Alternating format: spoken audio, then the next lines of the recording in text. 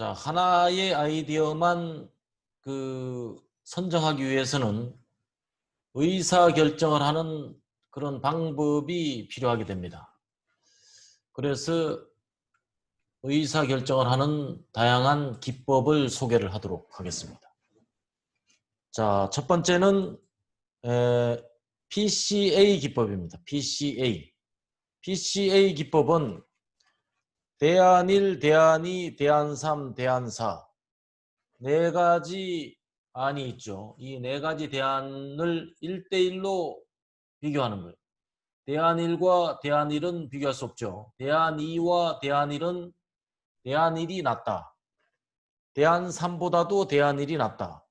대안4와 대안1은 대안4가 낫다. 또 대안2하고 대안4하고는 대안4가 낫다.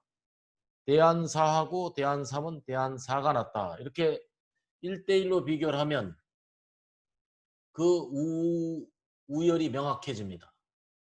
사람은 3개 이상을 동시에 판단하는 능력이 없다고 그래요.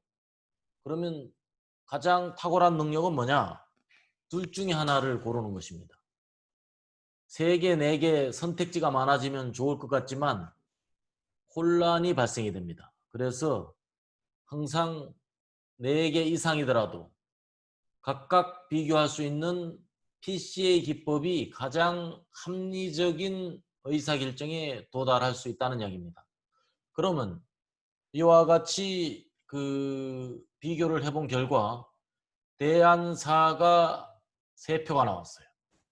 대안1이 2표. 그러면 무조건 대안4로 가야 되는 것입니다. 다음은 이제 NGT 기법이에요. 노미널 그룹 테크니큐.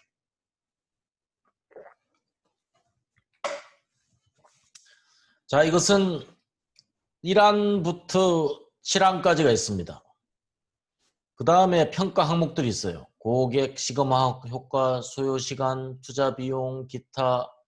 그럴 경우에 5점 척도로 1항부터 7항까지를 평가하게 됩니다.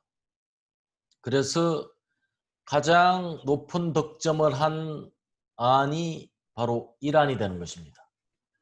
이게 이제 가장 단순한 평가 방식이죠. 다음엔 이제 임계결정법인데 가장 널리 사용하면서도 가장 효과적인 의사결정 기법이에요. 이사를 가려고 해요.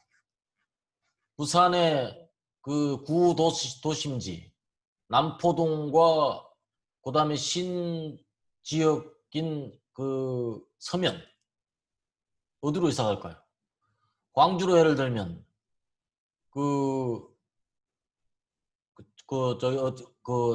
광주 저 도청이 있는 그 황금동이 도청에 있나요? 어쨌든 도청 황금동 그 다음에 신시가지인 상무지역 어디로 이사를 갈까? 그 이사를 가는 이 평가 기준이 있어요. 주변 인프라, 좋은 이웃, 좋은 학교, 통근 통학거리, 주차 편리성, 가중치가 있습니다. 각각 10점 만점으로 해서 제일 중요한 좋은 학교. 요새 학교가 난리예요. 학교가 서울 대치동이 난립니다. 이게 참 문제긴 한데 어쨌든 좋은 학교에 그렇게 사람들이 목을 메고 있으니 어쨌든 좋은 학군 좋죠. 두 번째는 통학거리, 좋은 이웃. 자, 이렇게 가중치가 정해졌고 그 다음에 그 지역 1에 대한 점수가 이와 같이 스코어링이 됩니다. 그러면 가중치와 점수를 곱한 값이 가중 점수가 되는 것이죠. 그래서 이 가중 점수가 최종적으로 그 스코어가 됩니다. 그래서 이 스코어를 다 더한 값이 총점이고 이 총점이 가장 높은 것이 우리가 의사결정해야 되는 최고 1순위가 됩니다. 자, 이것이 임계결정법입니다. 그 다음에 이제 멀티보팅 기법이에요. 멀티보팅 기법은 1항부터 7항까지 각각 김과장, 조과장, 이대리, 박대리 아니면 뭐 학생 1, 학생 2, 학생 3, 학생 4. 우리 그 저기 저 여기에 있듯이 그 뭐예요? 야유회를 가려고 그래. 야유회를 가는데 어디로 갈까? 이러니까 사람들이 결정을 못 해요. 그러면 학생 4명이 대표를 뽑아서 선발하는 거예요. 윤병옥, 정정훈, 박근남, 심혜진이 각각 그 후보지를 갖다가 등수를 매기는 겁니다. 1등부터 이 7등까지. 그래서 등수를 매긴 등수를 다 더해서 가장 작은 값이 나오는 것이 바로 1순위가 됩니다. 그러면 불만이 있을 여지가 없어요. 전부 다 이 안을 따르게 되는 것이고, 그 가장 낮은 순위에 따라서 결정을 해가면 자범도 없고 이의사항도 없고 모두가 승복하게 되는 그런 구조가 되겠습니다. 그 다음에 Decision Making Matrix. 자, 이것은 임계결정법과 매우 유사한데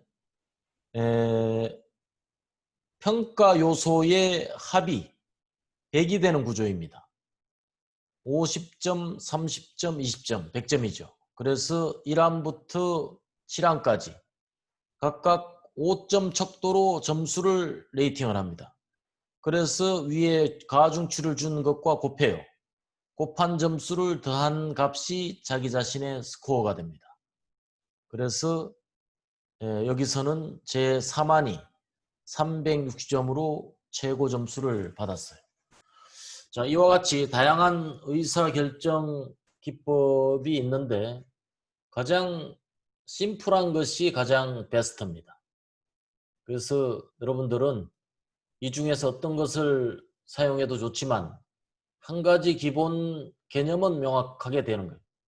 항상 둘 이상이 모이면 나 혼자보다 낫다는 기본적인 생각을 가지고 여러 사람의 의견을 모아서 지혜를 짜내는 구조. 이 구조를 포기하면 안 됩니다. 항상 집단 지성은 홀로 지성보다 언제나 앞선다는 것을 우리가 명심을 하고 특히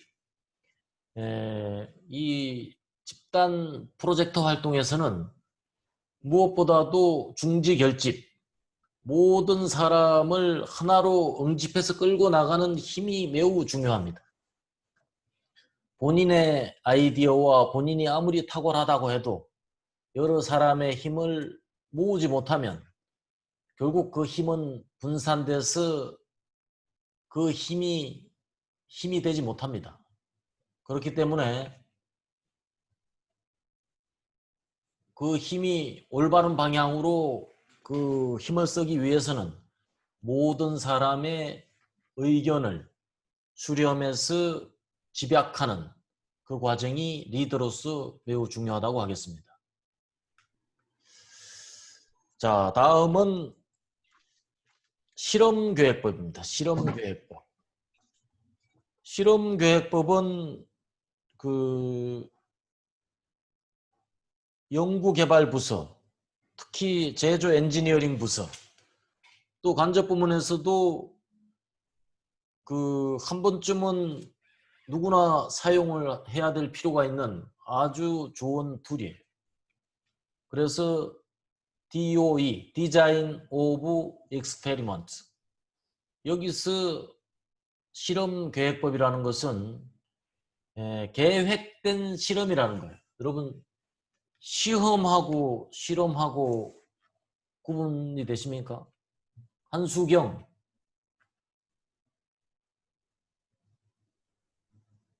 있습니까? 네. 아, 시험은 뭐고 실험은 뭘까요? 시험, 실험 구분되나요? 그냥 의미적인 부분에서요? 네. 시험하고 시험은 실험은 어떤 차이가 있습니까?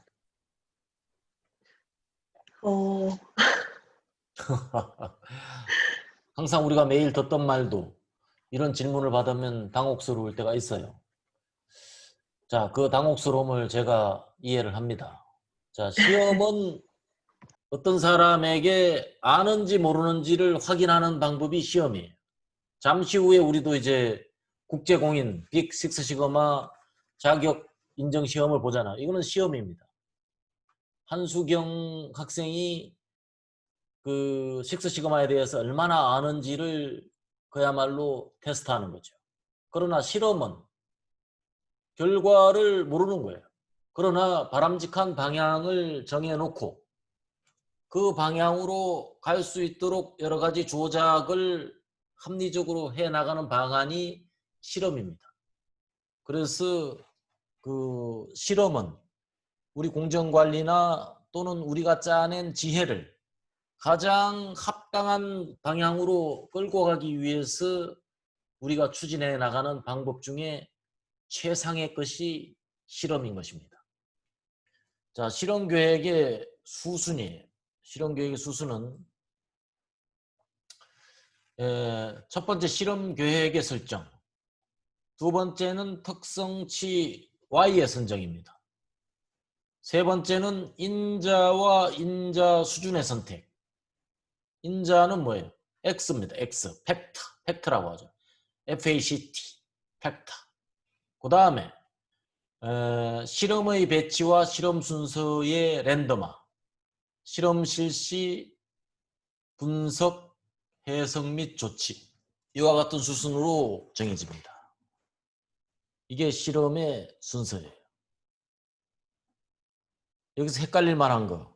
첫째, Y를 먼저 정한다. 그 다음에 X와 X 수준을 정한다.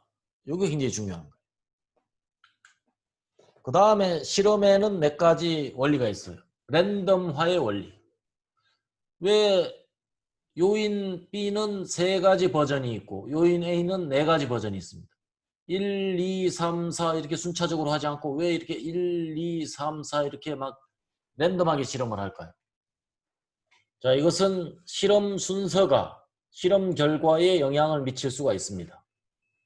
그래서 실험에 영향을 미칠 수 있는 제반 노이즈들을 전체 실험 공간에 균등히 그 분산시키기 위해서 이와 같은 랜덤화를 시행하게 됩니다. 자, 다음은 블록화의 원리입니다. 블록화. 자, 블록화의 원리는 우리가 실험을 하게 되면 오늘 실험을 다 못하고 오늘 하고 내일 해야 될 경우가 있어요. 또 장비 A로 실험을 다 하지 못하고 장비 A와 장비 B로 실험해야 될 경우가 있습니다. 자, 이럴 경우에는 장비 A와 B를 분리할 필요가 있어요. 또 오늘과 내일이라는 시간적 공간을 분리할 필요가 있어요. 왜냐? 시간과 장소, 장비가 실험 결과에 영향을 미치는 것을 분리 검출할 수 있어야 되기 때문이에요. 분리 검출할 필요가 있을 때 우리가 블록화라는 것을 적용을 하게 되는 것입니다. 그 다음에 교락의 원리. 교락이란 컴파운드라고 하는데요. 인자가 우리가 실험을 풀 버전, 풀 팩토리얼 디자인을 하면 모든 실험 처치가 빠짐없이 100% 시험하는 것을 풀 팩토리얼 실험이라고 해요. 그러나 실험 횟수가 많아지고 시간적인 비용적인 문제가 발생하게 됩니다. 그래서 실험 수를 줄이는 방법을 고안하게 되는데 실험 수를 줄이면 1차 수 효과와 2차 수 교장의 효과가 서로 컴파운딩 돼서 분리 검출할 수 없는 상황이 됩니다. 자, 이런 경우를 우리가 교락이라고 말합니다. 자, 뒤에 다시 한번 설명이 되도록 하겠습니다. 자, 실험계획법의 종류. 자, 완전 요인 배치법. 아까 말한 그야말로 풀 팩토리얼 디자인입니다. 모든 실험이 빠짐없이 배열되고 배치되는 것. 그 다음에 프랙셔널 디자인, 부분 실시법. 자, 우리는 이 두 가지를 다루어 보도록 하겠습니다. 부분 요인 배치법은 실험을 반으로 또는 8분의 1, 16분의 1로 실험의 횟수를 줄이는 것입니다. 실험의 횟수를 줄이면 뭐가 발생한다 그랬어요? 교락이 발생합니다. 그러나 교락이 발생하는데도 불구하고 실험 횟수를 줄여야 될 필요가 분명히 있습니다. 자, 순차적으로 설명을 드리도록 하고, 첫 번째, 완전 요인 배치법을 먼저 살펴보도록 하겠습니다. 자, 완전 요인 배치법이란 우리가 K의 N 요인 배치법 이렇게 표기를 합니다. 여기서 요 N이 인자수고 K가 수준수입니다. 그래서 이 수준 인자가 3개라고 한다면 2의 3성 요인 배치법 이렇게 이야기를 합니다. 예를 들면 자 2의 2성 완전 요인 배치법, 이 말은 두 수준이라는 건 플러스 마이너스 두 수준 인자 2개가 두 수준, 그 다음에 인자 2개 완전 요인 배치법을 말하는 거예요. 그래서 A는 마이너스 수준 플러스 수준, B는 마이너스 플러스. 그래서 실험의 버전은 이와 같이 4가지 버전이 탄생이 됩니다. A 마이너스 B 마이너스, A 마이너스 B 플러스, A 플러스 B 마이너스, A 플러스 B 플러스. 자, 다른 게 없죠. 모든 가능한 조합이 다 이루어졌습니다. 이런 상태를 2의 2성 완전 요인 배치법이라고 합니다. 그 다음에 실험에는 효과라는 게 있습니다. 이게 바로 실험이 가능한, 실험이 분석을 통해서 메인 효과와 교유작용 효과를 검출할 수 있는 가장 근본적인 원리가 되는 그런 식이죠. 그래서 주 효과와 교호작용 효과로 우리가 구분할 수가 있겠습니다. 주 효과는 메인 이펙트의 효과입니다. 교호작용 효과는 2개 인자가 합해서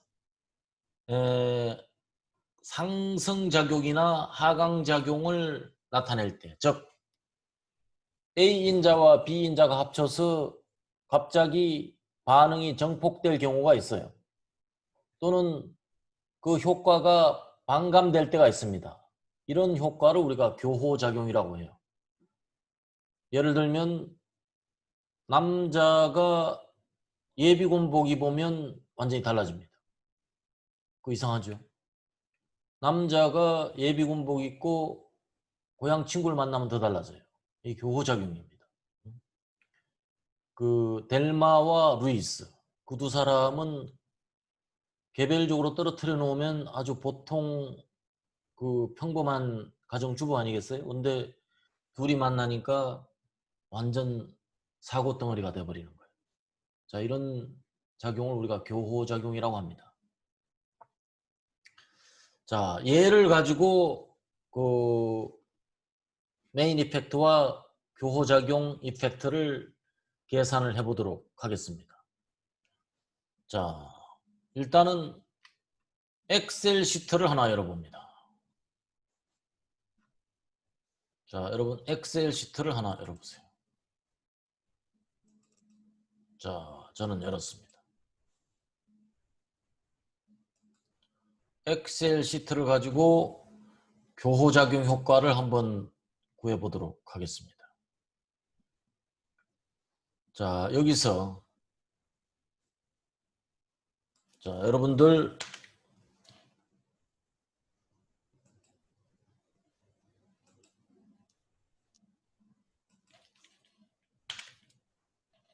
자, 이와 같이 입력을 한번 해보세요.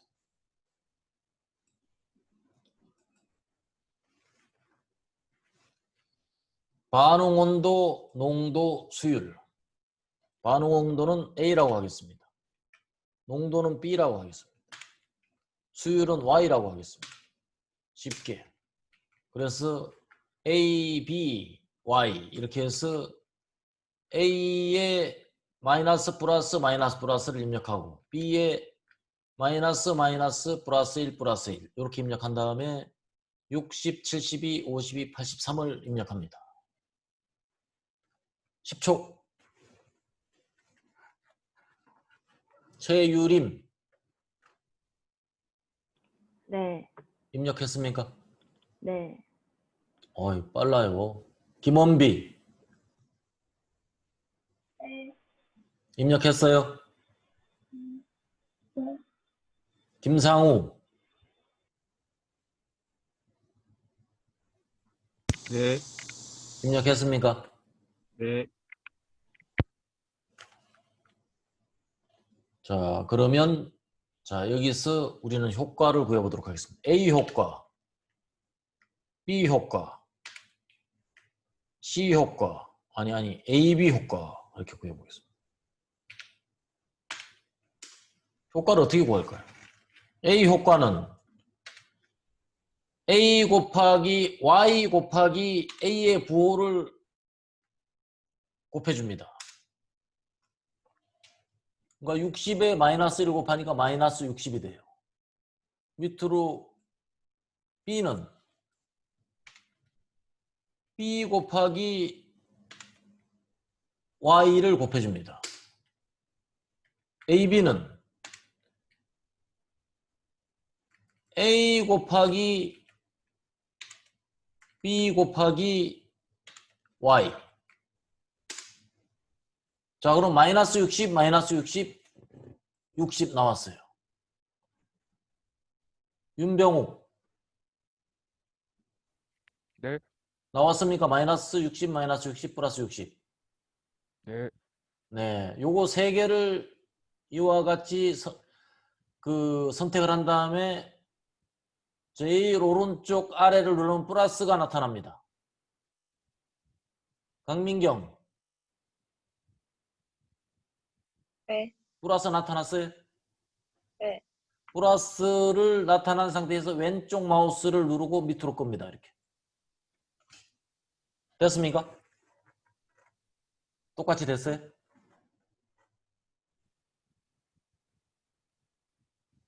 김경빈. 네, 이렇게 됐습니까? 네, 화면처럼 됐어요? 네, 좋아요. 그러면 준비가 된 겁니다. 그러면 요거 네 개를 쭉 해서 하나 빈칸까지 나온 다음에 자동 합계를 클릭을 해줍니다. 43. 자, 요거를 쭉 끌고 그 밑에 한 칸까지 여기 제가 sum이라고 쓸게요.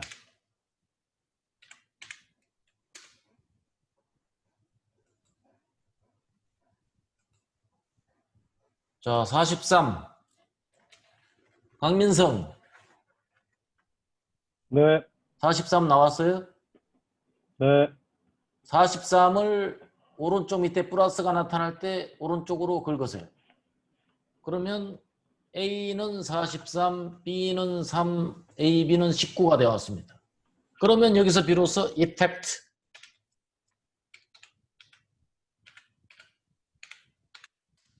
effect라고 쓰고 이 43을 각각의 부호 개수대로 나눠줍니다. A 부호에서 플러스 부호가 몇 개예요? 2개. 마이너스 부호가 2개. 2로 나눠줍니다. 43 나누기 2. 그럼 21.5. 오른쪽으로 복사를 해주면 A의 효과는 21.5. B의 효과는 1.5.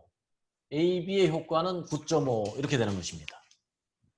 자, 이것을 수식으로 나타내면 플러스인 것을 합해서 마이너스인 것을 빼고 거기에 동일 부호의 숫자를 나눠준 것. 이것을 우리가 뭐라 그러느냐? 이펙트라 그럽니다. 계산 방식은 교호작용이나 메인 이펙트나 동일합니다. 자, 다시 교과서로 옵니다.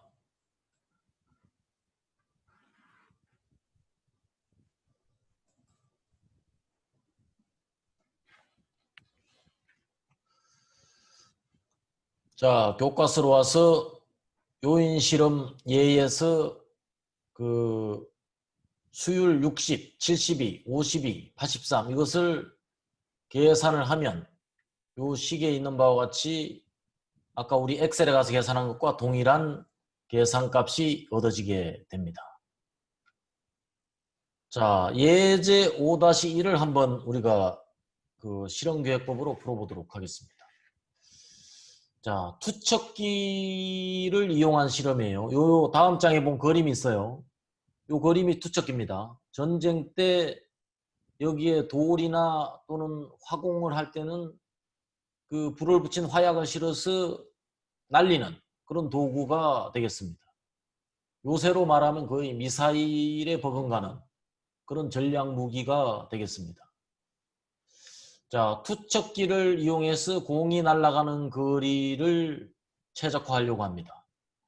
그래서 인자는, 즉 팩타는 정지 각도, 고무줄의 수, 발사 각도를 그 팩타로 하고 y 값은 뭐냐? 투척 거리, 날아간 거리, 디스턴스가 되겠습니다. 예제 5-1번을 열어보겠습니다.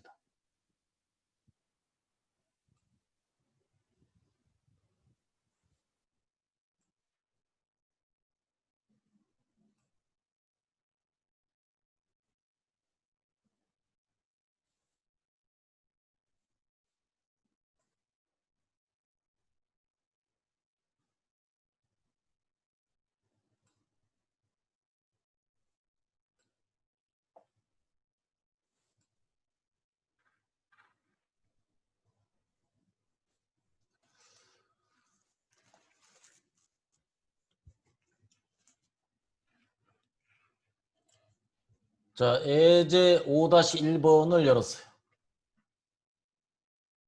자, 정서윤. 예제 5-1번 열었습니까? 네. 네, 좋아요. 자, 그럼 실험계획법을 지금부터 공부하도록 하겠습니다. 통계 분석에서 밑으로 네 번째 실험계획법으로 와서 요인으로 가고 요인 설계 생성까지 옵니다. 고민석. 네. 요인 설계 생성까지 무사히 왔습니까? 네. 좋아요. 그럼 요인 설계 생성 클릭하겠습니다. 자, 여기서 이제 우리가 한 가지 짚고 넘어갈 것이 사용 가능한 설계 표시를 클릭합니다. 자, 여기에 보면 자, 이와 같이 빨간색, 노란색, 녹색 세 가지 색으로 표시가 되어 있어요. 여기에서 완전이라고 쓰여 있는 것이 있고 그 다음에 3, 4, 5 이런 식으로 해서 문자로 기호가 숫자 기호가 표시가 된 것이 있어요. 이게 뭐냐? 예를 들어 가지고 7을 예를 들면 이수준 7인자 완전 요인 배치법의 풀 팩토리얼 디자인은 2의 7성, 즉 128번의 실험이 필요하다는 이야기입니다. 그런데 64번 실험을 하게 되면 해상도 7의 실험이 되고 32번 실험을 하게 되면 해상도 4의 실험이 되고 8번 실험을 하게 되면 해상도 3의 실험이 된다. 이런 뜻이 되겠습니다. 해상도는 잠시 뒤에 레졸루션이라고 하죠. 설명을 하도록 하겠습니다. 자, 그래서 요 실험을 디자인하는 방법을 먼저 공부를 하도록 하겠습니다. 요인 수는 3개입니다. 3을 선택하세요. 그 다음에 설계. 설계를 클릭한 다음에 자, 2분의 1 부분 실시법을 선택할까? 완전 요인을 선택할까? 완전 요인 설계를 선택합니다. 그 다음에 블럭당 중앙점은 없어요. 0 그대로 두고 꼭지점에 반복 없습니다. 그대로 두고 블록 수도 그대로 둡니다. 확인하세요. 그 다음에 요인을 클릭합니다.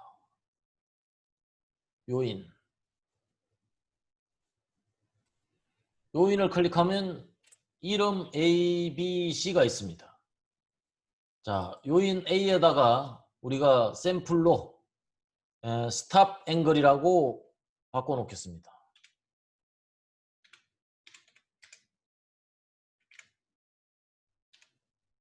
스탑 앵글. 그 다음에 나머지는 그대로 두고 확인할게요. 확인합니다. 자, 이와 같이 하면 이 실험이 돼 있어요. 스탑 앵글. 자동적으로 실험 배열이 완성이 됐죠? 아주 실험 계획하기가 아주 수월하게 짝이 없습니다.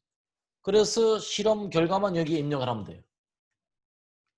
스탑 앵글이 마이너스 1, 플러스 1일 때 Y 날아간 거리는 얼마냐. 이렇게 기록을 하면 실험이 완성되는 것입니다.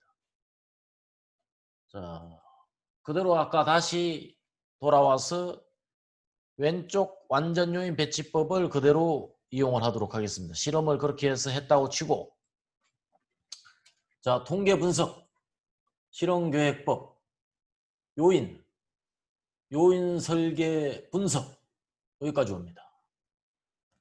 김원비. 네. 자, 요인 설계 분석까지 왔습니까? 네. 정서윤. 왔어요? 자, 온 사람 다 한번 한번 하겠습니다. 자, 온 사람. 네. 네. 네. 5사람밖에 안 왔는데. 오케이. 다 왔다고 보고 요인 설계 분석 클릭하겠습니다. 자, 이 화면이 떠요. 현재 워크시트는 미니탭에서 생성한 설계를 포함하지 않습니다. 이렇게 떴어요. 그래서 이 정보를 제공하기 위해서 미니탭이 설계를 분석할 수 있도록 이 정보를 제공하시겠습니까? 얘를 클릭하고 얘를 클릭합니다. 그럼 요인은 뭐냐? 요인은 스탑 앵글, 러버밴드 수, 스탑 앵글 클릭하고 러버밴드 클릭하고 스타팅 앵글 클릭합니다. 확인. 낮은 수준, 높은 수준을 선택합니다. 그 다음에 그대로 확인. 설계. 그대로 확인. 그 다음에 최종적으로 확인합니다. 반응은 distance. 항은 자, 그대로 두고 확인. 최종적으로 확인을 눌러줍니다.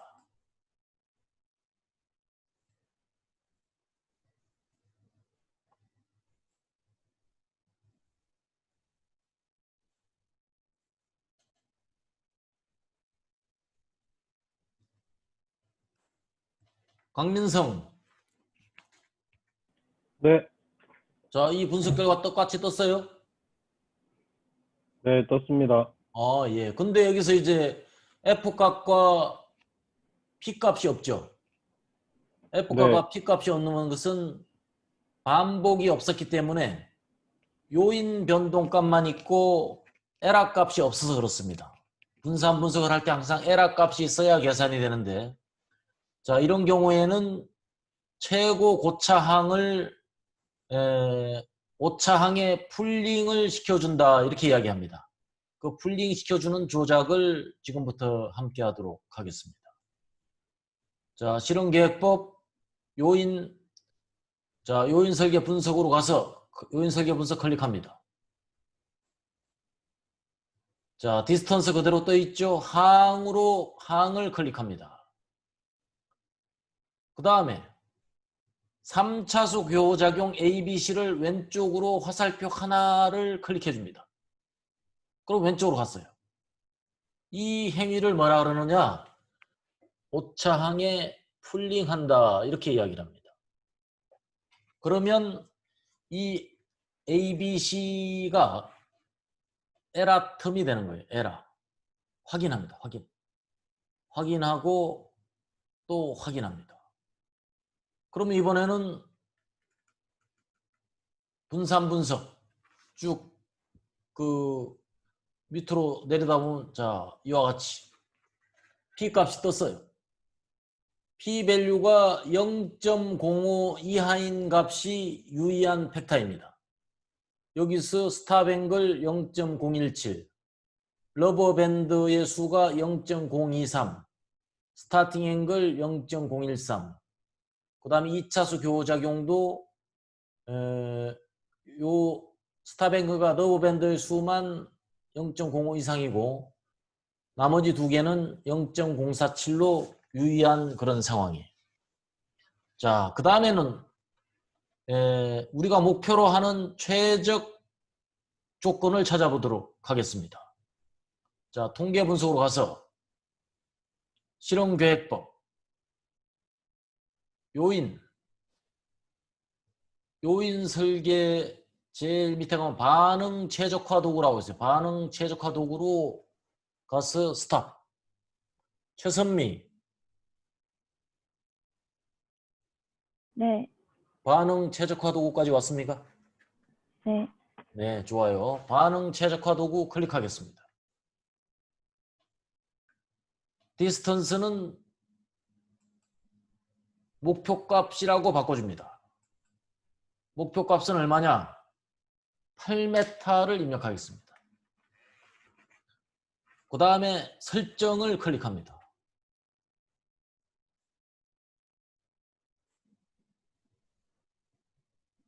설정을 클릭하고 하는 7.9, 상하는 8.1을 입력해 줍니다. 하는 7.9, 상하는 8.1, 목표값은 8. 자, 확인을 클릭합니다. 또 한 번 확인을 클릭합니다. 자, 분석 결과를 보면 자, 이런 최종적으로 반응 최적화 도구가 떴어요. 문경일. 네. 자, 이 그림 떴습니까? 네. 떴습니다. 자, 이 그림이 떴으면 분석을 잘한 거예요. 자, 8m를 날리기 위해서는 스탑 앵글은 마이너스 1 수준, 러버 밴드는 0.88701, 스타팅 앵글은 1. 그런데 여기서 이제 우리가 러버 밴드가 0.88이라는 게 없어요. 한 줄 아니면 두 줄이지. 그래서 이거는 완전히 두 줄에다 맞춰줍니다. 플러스 1 수준에다 맞춰주고. 그럼 너무 많이 날아가요. 8.16이 날아갑니다. 그 다음에 스타팅 앵글은 각도이기 때문에 세부 조정이 가능하죠. 이걸 조금씩 내려줘요. 그러면 대략 요정 조금 내려주면 거의 7.99, 거의 8 정도의 가장 근사한 수준을 맞춰줍니다. 그러면 스탑 앵글은 마이너스 1, 러버 밴드는 플러스 1, 스타팅 앵글은 0.926 수준에 맞춰주면 8m를 보낼 수 있다는 것을 의미합니다. 자, 이와 같이 실험 결과를 통해서 최적화가 가능합니다. 자, 다음은 부분 요인 배치법이에요. 우리가 2의 그 인자가 7개만 돼도 2의 7승이면 128번. 감당하기가 어렵죠. 그렇기 때문에 실험 수를 줄일 필요가 있어요. 실험 수가 많아지면 이와 같이 실험의 정도가 나빠지고 오차 분산이 커지고 검출력도 낮아지고 시간도 많이 걸리고 아주 그 피해가 많아요. 그걸 방지하는 솔루션이 뭐냐? 바로 프랙셔널 디자인, 즉 부분 요인 배치법입니다. 자, 이와 같이 표기를 해요. 2의 K-P 밑에 R, 여기서 K는 분석하고자 하는 인자의 수, P는 교호 효과에 할당되는 인자의 수, R은 해상도 또는 분석도, 영어로는 resolution이라고 합니다. 분석도는 통상 의미 있는 것이 세 가지가 있는데 3, 4, 5 뒤에 보도록 하겠습니다. 자, 그러면 여기에 교호 효과에 할당된다는 게 어떤 의미냐? 자, 원래는 3인자 2수준 풀 팩토리얼 디자인의 모형이 이렇습니다. A, B, C, A, B, A, C, B, C, A, B, C 이렇게 되죠. 그러면 요 A, B 교작용을 구해야 될 열에 인자 D를 배치하고 그 다음에 A, C 효과를 구해야 될 때 인자 E를 배치하면 어떻게 되겠어요? A, B의 교작용과 A, C의 교작용은 파악할 수 없는 상태가 됩니다. 이런 상태를 우리가 결합이라고 합니다. 즉 A, B와 D가 결합된다. 또는 E와 AC가 결합된다. 이렇게 이야기를 합니다. 그래서 그 결합의 정도를 가지고 우리가 해상도를 표기를 하는데 해상도 3은 메인 이펙터가 2차수 교작용과 결합됩니다. 그렇기 때문에 메인 이펙터만 구할 수 있다고 보는 거예요. 왜냐하면 두 개가 결합될 때 그 중에서 고차항의 교호작용이 무시가 됩니다. 그럼 주효과와 2차수가 결합되면 2차수 교호작용이 무시된다. 이런 이야기죠. 2차수하고 3차수가 결합되면 어떻게 되겠어요? 3차수가 결합되는 거죠. 무시가 되는 거죠. 그래서 1차수 주효과와 2차수 교호작용이 결합되는 실험을 우리가 해상도 3의 실험이라고 합니다. 해상도 4의 실험은 2차수 교호작용과 2차수 교호작용이 결합이 돼요. 이게 아주 가장 큰 특징이라고 할 수가 있고 2차수 교호작용의 존재 유무만 알 수가 있습니다. AB인지 CD인지는 몰라요. A신지 B인지 몰랍니다. 왜? 결합되기 때문에. 컴파운딩 돼서 분리 검출이 안 됩니다. B신지 AD인지 몰라요. 이런 상태를 우리가 해상도 4의 실험이라고 합니다. 해상도 5의 실험은 다행히도 2차수 교호작용이 3차수 교호작용과 결합됩니다. 그러면 3차수 교호작용을 무시할 수가 있어요. 3차수 교호작용을 무시할 수 있다는 것은 2차수 교호작용은 분리 검출할 수 있다는 의미가 됩니다. 그렇기 때문에 해상도 5의 실험을 선택하면 2차수 교호작용까지를 분리 검출할 수가 있습니다. 통상 실험계획법 그 동네에서 회자되는 말이 3차수 교호작용은 신도 모른다 이렇게 이야기합니다. 그러니 2차수 교호작용까지를 파악하면 그걸로 충분하다 이런 뜻이 아니겠습니까? 그러면 해상도 5 정도 실험을 하면 어느 정도는 충분한 실험이 된다는 것을 의미하고 있습니다. 자, 예제 5-2번. 자, 인자가 5개예요. 주원료의 pH 값이 A, 부원료의 혼합비가 B, 절연제의 종류가 C, 화성 온도가 D, 촉매가 E입니다. 그리고 각각의 인자는 두 수준의 그 수준을 가지고 있어요. 그 다음에 근데 실험은 8번밖에 안 했습니다. 인자는 5개, 실험은 8번. 그럼 이게 무슨 실험인지 우리가 미니탭에 가서 확인을 할 수가 있겠습니다. 예제 5-2번을 열어봅니다.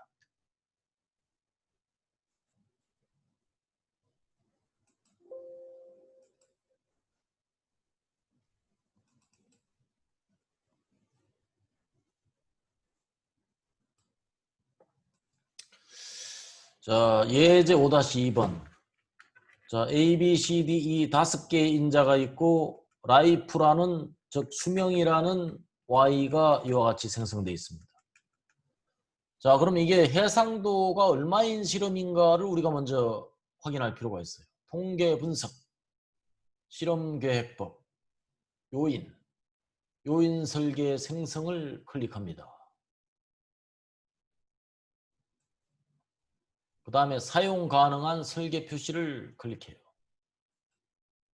자, 이 표를 보면 자, 인자는 5개인데 실험은 8번 했어요. 그 만나는 점을 보니까 해상도 3, 빨간 그 표시가 되어 있고 해상도 3이라고 설계가 되어 있어요. 해상도 3의 실험은 어떻습니까, 여러분? 해상도 3의 실험은 메인 이펙트만 파악할 수 있는 실험입니다. 자, 거기까지를 우리가 알고 분석에 들어가면 되겠어요. 통계 분석, 실험계획법. 자, 요인 설계 분석으로 들어갑니다. 반응은 라이프입니다. 라이프. 그 다음에 항이 있는데 항에서 메인 이펙트만을 분석할 수 있기 때문에 여기서 메인 이펙트 1이라고 고쳐주면 교작용 효과는 다 왼쪽으로 갑니다. 지금 BC와 BE가 포함되어 있는데 1을 누르면 왼쪽으로 가게 됩니다. 그렇게 돼 있죠? A, B, C, D, E만 남았습니다. 확인. 다시 한번 확인을 눌러줍니다. 자, 이렇게 됐어요. 자, 유의한 것은 A, p-value가 0.007, B, 0.002, D는 0.004. 이것을 우리가 팩토리얼 플로팅으로 한번 보도록 하겠습니다. 실험계획법, 요인, 요인 그림을 클릭합니다. 박주원, 네. 여기까지 왔어요? 네. 네, 요인 그림 클릭하세요. 자, 요인 그림 클릭하면 이와 같이 A, B, C, D, E가 이와 같이 나와 있어요. 확인합니다. 자, 우리가 위에서 분석한 바와 같이 p-value가 0.05 이하인 것은 이와 같이 마이너스 수준에서 플러스 수준으로 변함에 따라서 굉장히 낙차가 심한데 C와 DE는 거의 수평이에요. 이게 뭐예요? 물에 물 탄 듯 술에 술 탄 듯 변화가 없다 이런 이야기입니다. 그래서 여기서 다시 분석을 한 번 더 돌려봐요. 통계 분석. 그래서 모델에 포함될 항은 A, B, D면 충분한 거예요. 요인, 요인 설계 분석 클릭하고 반응은 라이프, 항을 클릭합니다. 여기서 A, B, D만 남겨두고 C는 왼쪽으로 보내고 E도 왼쪽으로 보냅니다. 그럼 A, B, D 3개만 남았어요. 유의한 인자 3개만 남았어요. 확인. 확인. 그러면 어떻게 되겠어요? 이 수명은 A, B, D 3개만 남았어요. 99.662 플러스 10.313 곱하기 A. 자, 이런 식으로 회귀 방정식이 만들어졌습니다. 그리고 위에 3가지 A, B, D 모두 p-value가 0.05 이하인 상태가 그대로 유지되고 있어요. 자, 그러면 가장 수명은 가장 긴 게 좋으니까 수명을 최대로 하는 최적 조건을 도출해 보겠습니다. 자, 실험계획법을 클릭을 하고 요인에서 요인 설계 반응 최적화 도구로 갑니다. 반응 최적화 도구 클릭합니다.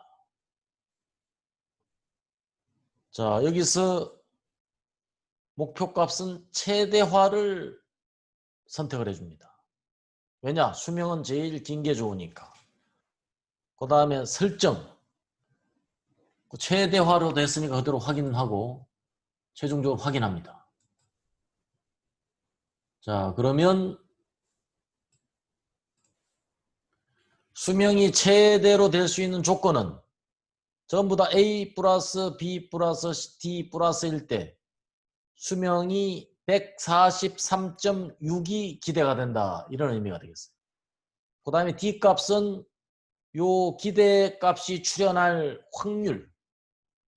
보통 1이면 최고 좋은 거고 1에 근사할수록 그 신뢰도가 높은 그 정도다. 이렇게 보시면 되겠습니다.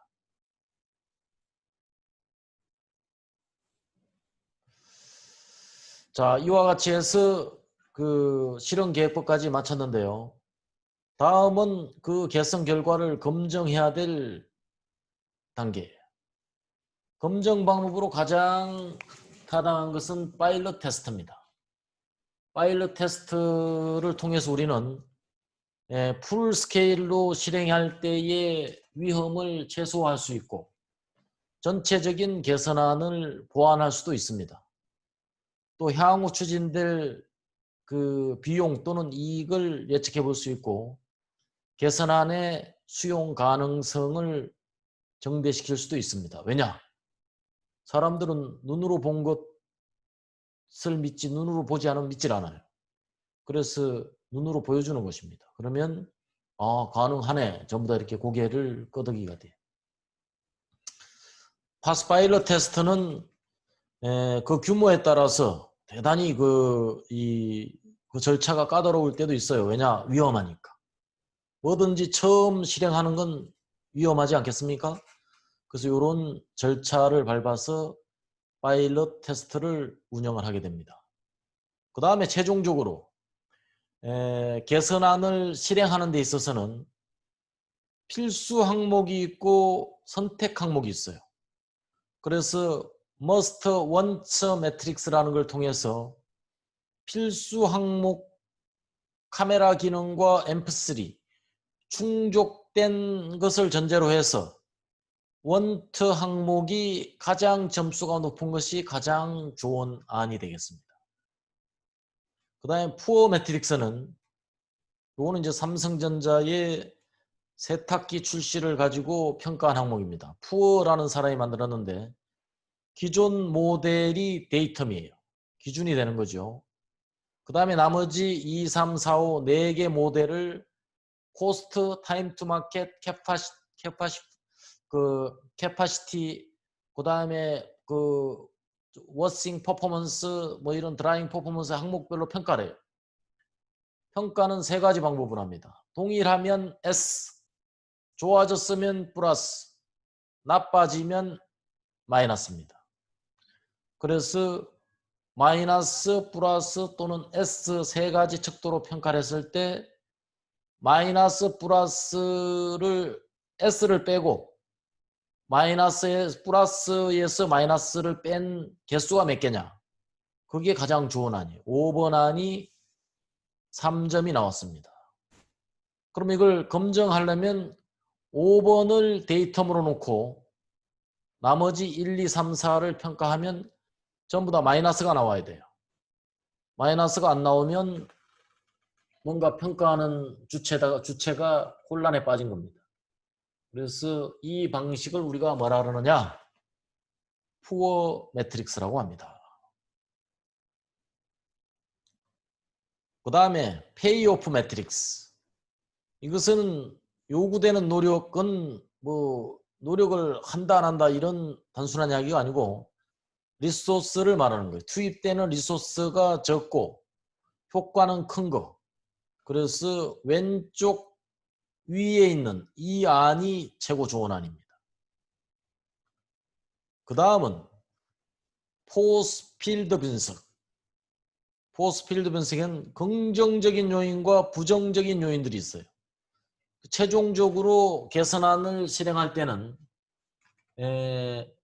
긍정적인 요인들을 극대화하고 부정적인 요소들을 철저히 배제시켜야 됩니다. 무리하게 이러한 준비 없이 밀어붙여서는 실패할 수 있어요. 정부 정책도 마찬가지예요. 무리하게 밀어붙이면 각종 저항에 부딪혀서 실패할 경우가 많아요. 사전에 이런 포스 필드 분석을 통해서 누가 이 정책에 반대할 것인가를 면밀히 파악해서 그런 반대하는 입장을 어떻게 설득을 해 나갈 것인가 사전에 충분히 대비하고 준비하고 설득해 나갈 필요가 있는 것입니다. 그래서 이런 최종적인 분석을 통해서 앞으로 봉착할지도 모르는 저항에 대비하는 태도가 또 마지막으로 매우 중요하다고 하겠습니다. 자, 여기까지 마치고 잠시 쉬었다가 10분 후에 마지막 단계, 관리 단계를 마무리하도록 하겠습니다. 수고하셨습니다. 10분 후에 뵙겠습니다.